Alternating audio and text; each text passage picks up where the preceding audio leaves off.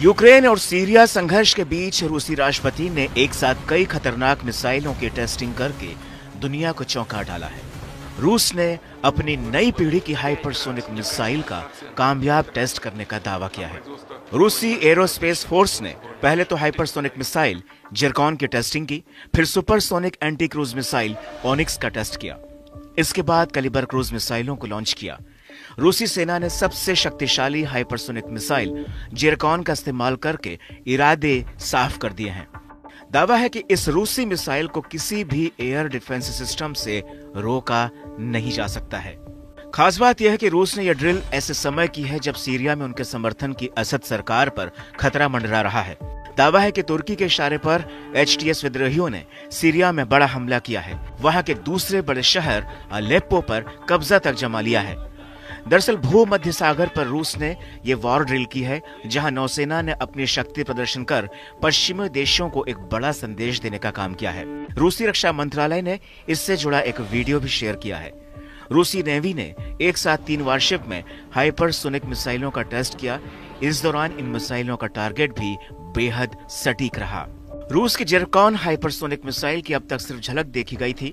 Ukraine युद्ध में testing के बाद इस मिसाइल के टुकड़े ही सामने आए थे। जहां तक जिरकॉन के नए वीडियो की बात है तो इसे कभी कभी सिरकॉन भी कहा जाता है। रूसी रक्षा मंत्रालय ने बताया कि यह लाइव फायर अभ्यास पूर्वी भूमध्य सागर में हुआ। इसमें सी बेस्ड और हवा से दागी जाने वाली मिसाइलें शामिल थी। बताया जाता है कि एडमिरल गोर्शकोव और एडमिरल गुलोवकोव फ्रिगेट ने जिरकॉन मिसाइलें दागी हैं। इसी बीच सीरियाई तट पर बेस्टियन तटीय रक्षा प्रणाली ने ओनिक्स सुपरसोनिक क्रूज मिसाइल दागी है। आइए अब जानते हैं कि रूस की तीनों नई मिसाइलों की ताकत क्या है, जिसे देखकर अमेरिका समेत तमाम पश्चिमी देशों में हड़कंप मच गया है।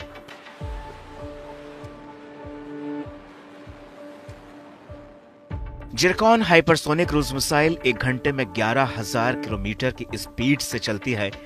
इसकी लंबाई 30 फीट है, व्यास 24 इंच है, मैक्सिमम रेंज 1500 किलोमीटर है।